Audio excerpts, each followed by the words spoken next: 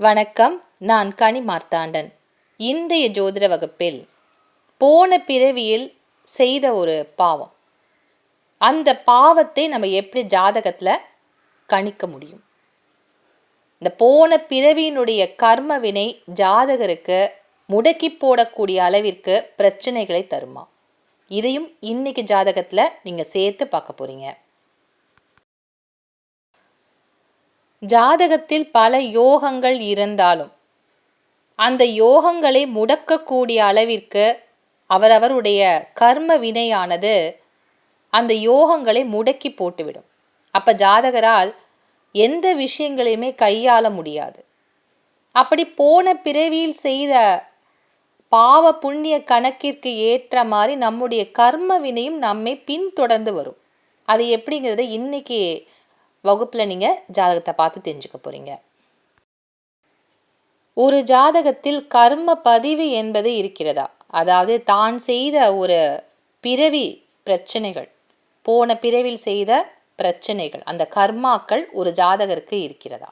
இதை கணிப்பதற்கு அபிசார தோஷம் ஒரு ஜாதகத்தில் இருக்கான்றதை பார்க்கணும். அபிசார தோஷம் என்பது அஸ்வினி, மகம், மூலம், இந்த கேதுவினுடைய நட்சத்திர காலில் ஏதாவது கிரகங்கள் ஒரு ஜாதகருக்கு இருந்தால், அதிலும் மிக முக்கியமாக முதல் நட்சத்திரமான அஸ்வினியில் ஒரு கிரகம் இருந்தால் அந்த ஜாதகருக்கு அபிச்சார தோஷம் என்பது வீரியமாக இருக்கிறது. கர்ம பதிவு கொண்ட ஒரு ஜாதகர் அப்படிங்கிறது அர்த்தம். இந்த கர்ம பதிவு என்பது போன பிறவியில் செய்த தவறுகளை சுட்டி காட்டக்கூடியதான் அஸ்வினியில் ஒரு கிரகம் இருக்கிறது. இங்கு நீங்கள் பார்க்குறது ஒரு ஆணுடைய ஜாதகம். இந்த ஜாதகத்தில் லக்கணத்திற்கு 7ஆம் இடத்தில் சுக்கிரனும் கேதுவும் இருக்கக்கூடிய அமைப்பு. சுக்கிரன் இருக்கக்கூடிய நட்சத்திரம் அஸ்வினி, முதல் பாதத்தில் இருக்கக்கூடிய ஒரு அமைப்பு. கேது இருக்கக்கூடியதும் கேதுவினுடைய நட்சத்திரமான அஸ்வினி 2ஆம் பாதத்தில் இருக்கக்கூடிய ஒரு அமைப்பாக இருக்கிறது.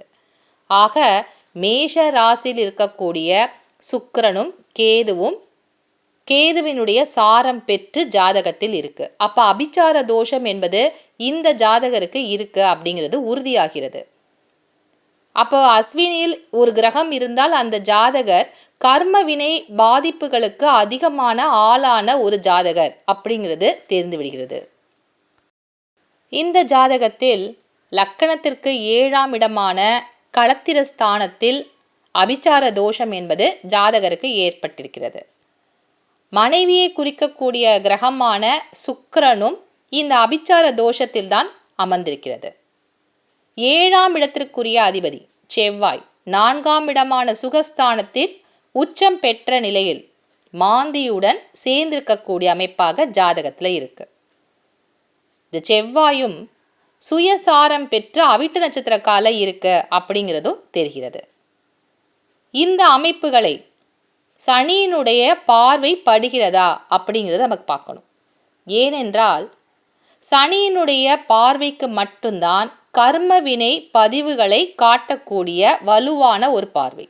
அதிலும் சனியினுடைய 3 பார்வைகளில் 3, 7, 10 ஆகிய பார்வைகளில் 10வது பார்வைக்கு மட்டும்தான் போன பிறவியில் நீங்கள் செய்த ஒரு தவறை சுட்டி காட்டக்கூடிய பலம் என்பது சனியினுடைய கீழான பார்வையான 10வது பார்வைக்கு தான் உண்டு. இந்த ஜாதகத்தில் சனி இருக்கக்கூடியது கடகராசி. அப்போ சனியினுடைய 10வது பார்வை நோக்கக்கூடிய இடம் மேஷ ராசியில் சனியினுடைய 10வது பார்வை விழுகிறது. அப்போ லக்கணத்திற்கு 7ஆம் இடமான திருமண ஸ்தானம் துணையினுடைய ஸ்தானத்தின் மீது கர்ம பதிவு என்பது சனி பகவான் காட்டுகிறார். அப்போ மனைவிக்கு போன பிறவியில் தன்னுடைய கடமைகளை இந்த ஜாதகர் செய்ய தவறி இருக்கின்றார். இது எப்படி நம்ம பலமாக தெரிந்து கொள்ள முடியும் என்றால் 7ஆம் இடத்தின் மீது சனியினுடைய 10வது பார்வை விழுகிறது. அதே நேரத்தில் களத்திரக்காரகனாகிய சுக்கிரனின் மீதும் இந்த சனியினுடைய 10வது பார்வை ஒரே நேரத்தில் கிடைக்கக்கூடிய அமைப்பாக இருக்கு. அதுவும் அபிச்சார தோஷத்தை பெற்ற ஒரு கிரக அமைப்பு. அப்போ 7ஆம் இடத்து அதிபதி எப்படி இருக்காருன்றதையும் பார்க்கணும். 7ஆம் இடத்து அதிபதியான செவ்வாய் உச்சம் பெற்று இருக்கக்கூடியது மகர ராசியில். இந்த மகர ராசியில் செவ்வாய் உச்சம் பெற்று சுகஸ்தானத்தில் வந்து அமர்ந்திருந்தாலும் அதனுடன் மாந்தியம் சேர்ந்திருக்கக்கூடிய ஒரு அமைப்பாக ஜாதகத்தில் காட்டுது. அப்போ 7ஆம் இடத்து அதிபதியான செவ்வாய் மாந்தி என்பது துர்மரணத்தை காட்டக்கூடிய ஒரு அமைப்பு. இப்போ சனியினுடைய 10வது பார்வை என்ன கர்ம பலனை ஒரு ஜாதகருக்கு காட்டும் அப்படின்னா, போன பிறவியில் நீங்கள் செய்ய தவறிய கடமையை காட்டக்கூடியது சனியினுடைய 10வது பார்வை. யாருக்கு கடமைப்பட்டவர்களாக இருப்போம்? எல்லாருமே அவர்களுடைய தாய் தந்தைக்கு கடமைப்பட்டவர்களாக இந்த பிறவியில் பிறந்திருக்கின்றோம். அப்போ பெற்றவர்களுக்கு கடமைப்பட்ட ஜாதக அமைப்பு இருக்கா? அதுக்கு அடுத்தபடியாக தன்னை நம்பி வரக்கூடிய துணை, அவர்களுக்கு கடமைப்பட்டவர்களாகவும் இந்த மனிதர்கள் பிறந்திருக்கின்றோம். நம்மை நம்பி பிறக்கக்கூடிய குழந்தைகள், அவர்களுக்கும் நாம் கடமைப்பட்டவர்கள் தான்.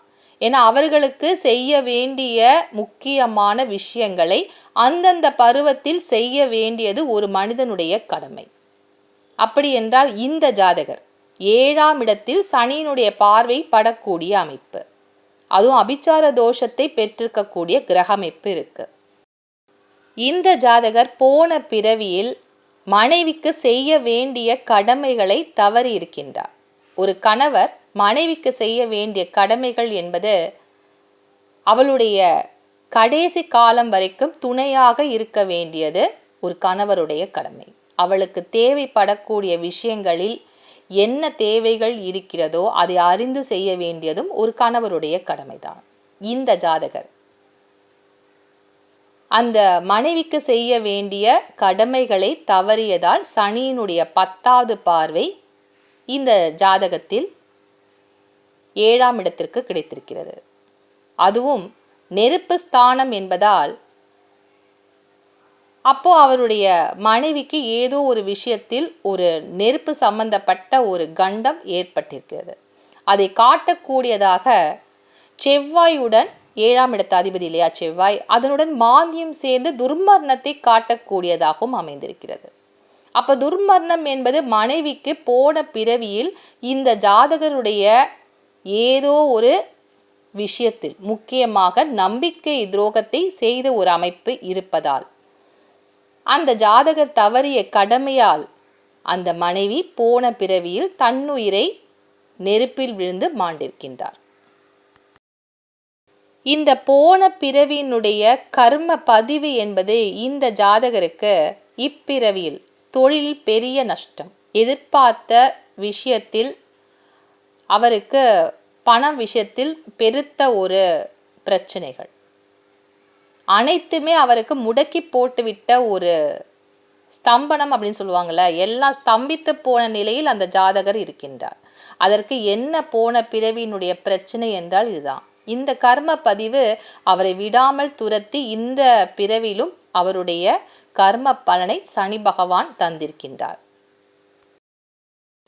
போன பிறவியில் செய்த கர்ம பலன் என்பது அவருக்கு எந்த காலகட்டத்தில் இந்த பிரச்சனையை நுழைத்தது என்றால், இப்பிறவியிலும் மனைவிக்கு அவர் செய்ய தகாத சில பிரச்சனைகளை தருகின்ற பொழுது அந்த கர்ம பதிவானது இந்த பிறவியில் அவருக்கு பிடிக்குது. அது வரைக்கும் அவருக்கு பிரச்சனை இல்லாத தொழில் ஸ்தானமாக வளர்ச்சியாக குடும்பத்தில் ஒரு நல்ல ஒரு அந்தஸ்துடன் இருந்த ஒரு ஜாதகர் இந்த பிறவியில் மனைவிக்கு ஒரு துரோகத்தை செய்யக்கூடிய ஒரு நிலையில் அவருக்கு 10ஆம் இடமான கர்மஸ்தானத்தில் சனி பகவான் வந்து அமர்ந்திருக்கக்கூடிய ஜாதக அமைப்பு அப்படிங்கிறதுனால அந்த தொழிலை முற்றிலுமாக முடக்கி போட்டுவிட்ட ஒரு ஜாதக அமைப்பு இதுதான்.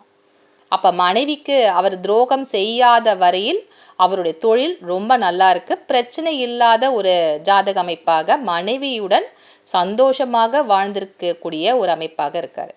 எப்போ அவருக்கு வேறு விஷயங்களில் நாட்டம் என்பது ஏற்படுகிறதோ அப்போ போன பிறவியினுடைய கர்ம பதிவு என்பது வேலை செய்கிறது.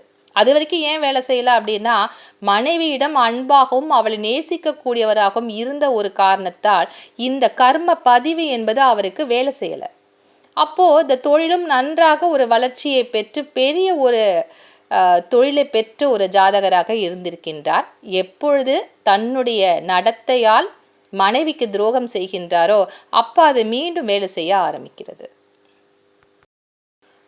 இன்னைக்கு ஜோதிட வகுப்பில் இந்த போன பிறவியினுடைய கர்ம பதிவை நம்ம எப்படியெல்லாம் நம்ம தெரிந்து கொள்ள முடியும் என்பதற்கான ஒரு சிறிய ஒரு விளக்கமாக இந்த வகுப்பை நீங்கள் பார்த்து புரிஞ்சிட்ருப்பீங்க. இதே போல் பல விஷயங்கள் ஒரு ஜாதகத்தில் அடங்கி இருக்கிறது.